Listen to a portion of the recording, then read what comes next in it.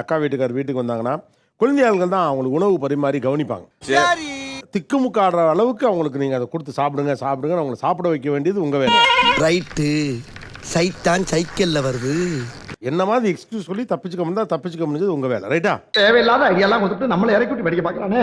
ஜீஜு come gear. Laddu சரி. ஊட்டணுமா?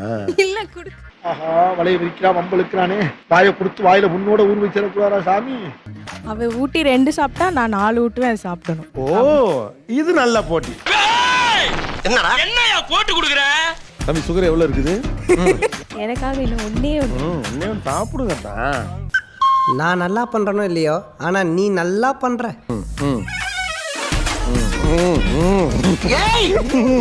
அப்படிதான் குளிஞ்சா கொடுக்குறது எல்லாமே நல்லா இருக்குமா? ஐயோ நானே வந்து மாட்டிக்கிட்டனே. நல்லா இருந்துச்சு அந்த லட்டு. முடியல பேபியா 5 லட்ட குழந்தையாட்ட வாங்கிட்டு இப்ப என்ன தம்பி பேபி? எனக்கு அரசியல் 1000 எதிரி இருக்கான். அதுல முதல் எதிரி நீதான்.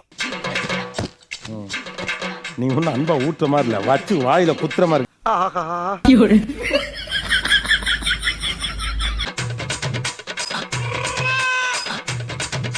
எங்க அம்மா வந்ததுல இன்னொரு 5 ஊட்டி இருப்பாங்க.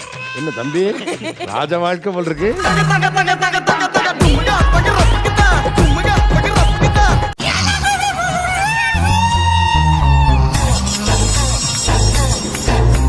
என்னன்னு சொல்லி கூப்பிடுங்க அக்கா வீட்டுக்கார முதல்ல அண்ணான்னு தான் தெரியும். ஆனா இக்கான்னு கூப்பிடணும்னு யோசிச்சு. இக்கானா அப்படின்னா ஆபரேஷனா? அக்காவோட ஹஸ்பண்ட் இக்காவா?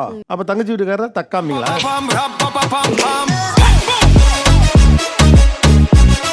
இதான் குழந்தையா பிச்சு குடுக்குது பாருங்க.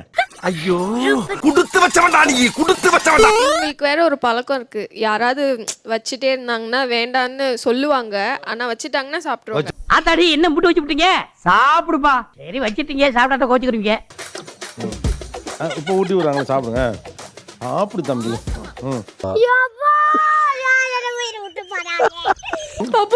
சாப்பிடுப்பா. இல்ல குஞ்சுண்டு. காரமா இருக்காது. ஓ அந்த வடை தான் போயிட்டு இருக்கா அப்ப உள்ள. அந்த கார வடை தான் உள்ள போதா? ரொம்ப உள்ள இல்ல. ஏண்டா தொண்டை ரொம்ப கவுதடா. தண்ணி குடிக்காதீங்க, இது குடிச்சா கொஞ்சம் பெட்டரா இருக்கும்.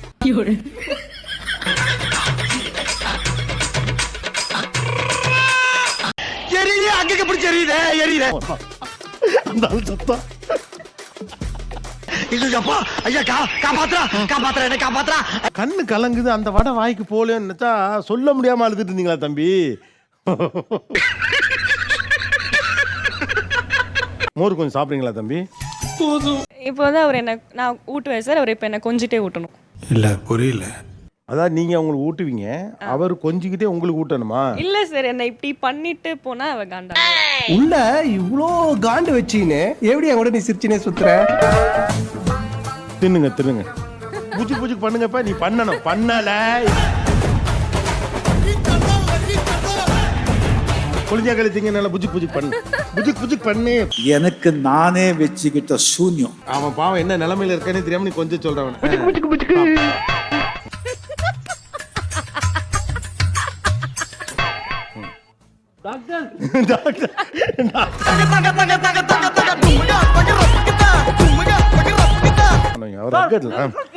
என்ன சார் புளிய கலக்கிட்டாங்க. புளிய கலந்துட்டாங்களா? April fool. ஆத்தடி எத்த தண்டி. ஆக்சுவலா அவங்க ஊட்டவல்ல, உன்னை போட்டு தள்ள வந்திருக்காங்க. முடிஞ்சிருச்சுல்ல, இனி என் முன்னாடி ஒருத்த நிக்க கூடாது. அவுட். Be careful. என்ன சொன்ன? இதுல இருக்கிற எல்லாமே நல்லா தான் சாப்பிடுவாரு. இது வரைக்கும் யாரும் பழப்பழம் எடுக்கல, பழப்பழம் மாட்டினார். அவனை மாட்டாடா என் பம்பர கட்ட மண்டையா. என்ன எங்க அக்காவும் சாப்பிடுங்க சாவடிக்கிறீங்கல்ல, இப்ப சாப்பிடுங்க. சாப்பிடணும். வேண்டாம் சாப்பிடணும். அந்த கணக்குலாம் இங்க இல்ல. கொழுக்கட்டே கொதுக்கும் சாப்பிடுறாங்க, ஒரு பலாப்பழம் சாப்பிடுங்களேன் என்ன உங்களுக்கு? போதுண்டா விட்டுறா.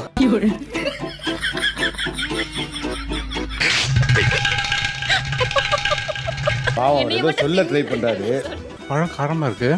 கார பலாப்பழம். அதுக்காண்டி இப்படியாடா ரொம்ப ஓவரா போறீங்கடா. இப்படி ஒரு குழந்தையால நீங்க பார்த்தே இருக்க முடியாது. அது கொடுத்த 4 பழமுமே மிளகா பழம். பாவி சண்டாளா, நீயாடா என்ன கொலை பண்ண பார்த்த? அவர் காட்டில ஒவ்வொன்னாரு. அது என்ன உள்ள மிளகா இருக்குன்னு தான் சொன்னாரு.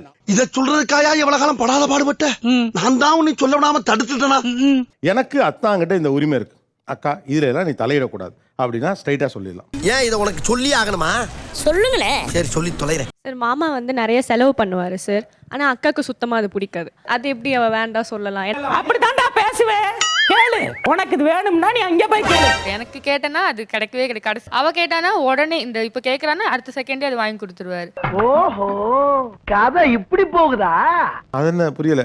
அவங்க கேட்கும்போது மனசு வந்துருதுங்க சார். அந்த பொண்ணு புள்ள கேட்கல வாங்கி கொடுக்கணும்னு தான் தோணுது. இருக்கும்டா.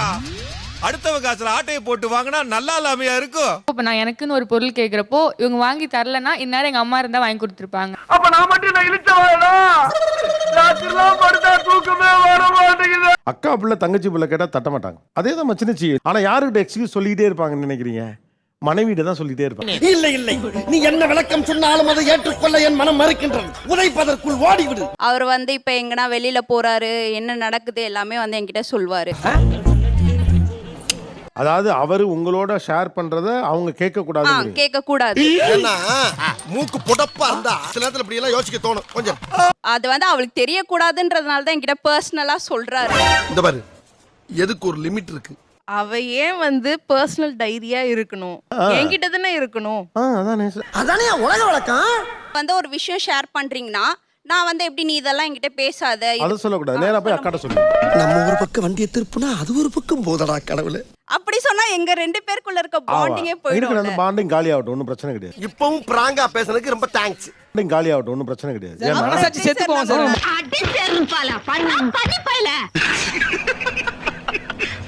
இந்த தோழி மட்டும் ஒருவேளை உங்க தங்கச்சியா இல்லாம இருந்திருந்தா நீங்க என்ன பண்ணிருப்பீங்க? சண்டைதான் நடக்கும்.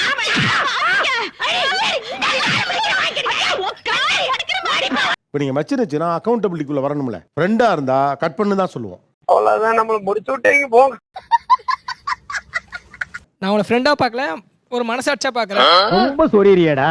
இதெல்லாம் பக்கத்துல இருக்க பொண்டாட்டி. அது எப்படி மச்சினச்சியா வர முடியும்? டேய், இவன் வேற என்னை ரொம்ப டார்ச்சர் பண்றான்டா. நான் சொல்றத ஏத்துக்கிற பக்கம் உங்களுக்கு கிடையாது. அது எப்படி பக்குவம் கிடையாது? இப்ப பக்குவத்தை உண்டாக்கணும். எனக்கு புரியலன்னா அது புரிய வைக்க வேண்டியது உங்களுடைய கடமை. இதெல்லாம் பெருமையா? கடமை. புரியலன்னு நீங்க அவங்க கிட்டயே சொல்லிட்டு இருந்தீங்கன்னா அதுல ஒரு யூஸ்மே இல்லைங்களே. அவங்களுக்கு புரிஞ்சுக்கலன்னு ஒதுங்கிக்கிறதல்ல கமிட்மெண்ட். புரியல, புரிய வைக்கணும்னு பிரயத்தனப்படுறதுதான் கமிட்மெண்ட். சேஞ்ச் பண்ணிக்கிறேன் சார். இத்தனை நாளா மூடி கடந்த என் அறிவு கண்ண எக்கு தப்ப திறந்துட்டீங்க சார். எப்போது அத்தான் மீது அந்த மதிப்பு வந்தது? என் மனசுக்குள்ள இருக்க விஷயத்தை யாருக்கிட்டயாச்சும் சொல்லணும்னு நினைச்சேன். உங்ககிட்டயே சொல்றேன். உட்கார். என்னால வீட்ல வந்து ஒரு ப்ராப்ளம் வந்துச்சு. இதெல்லாம் நம்ம பாத்துக்கலாம், என் பெரிய பொண்ணு எப்பயும் அழக்கூடாது அப்படி சொல்லி எனக்காக ஃபர்ஸ்ட் அவர் குரல் கொடுத்தார். ஹலோ, இப்ப அழுது அவ இல்ல நான். ஏன் அவ கதையை கேட்டு என்னால தாங்க முடியும்? ஏன் பெரிய பொண்ணுன்னு சொல்றீங்க? என் ஒய்ஃபுக்கு அவங்க 2 பேர் தான் உலகம். அப்படியா? என்ன அப்படியா? அவளுக்கு அவங்க 2 பேர் குழந்தைங்கன்னும் போது ஆட்டோமேட்டிக்காக எனக்கும் அவங்க குழந்தைங்க தானே சார். எப்படி மாமா இப்படி திறந்த புஸ்தகமா இருக்கீங்க? மனிதாபிமானம் தான் மாப்பிள்ள. அப்படியா?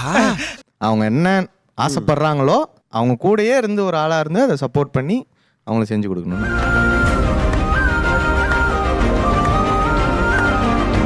ஆக்சுவலாக இந்த ரிலேஷன்ஷிப் வந்து ஒரு முனையில் கேலியும் கிண்டலும், இன்னொரு முனையில் பொறுப்பும் மதிப்பும். அந்த உறவாடுதலுக்கான மொழியே கொஞ்சம் பகடியாகவும் கொஞ்சம் கிண்டலாகவும் பிராங்காகவும் அப்படிதான் இருக்கும். சின்ன சேனல் எதா இருந்தாலும் அது கொஞ்சம் ஆதரவு கொடுங்க.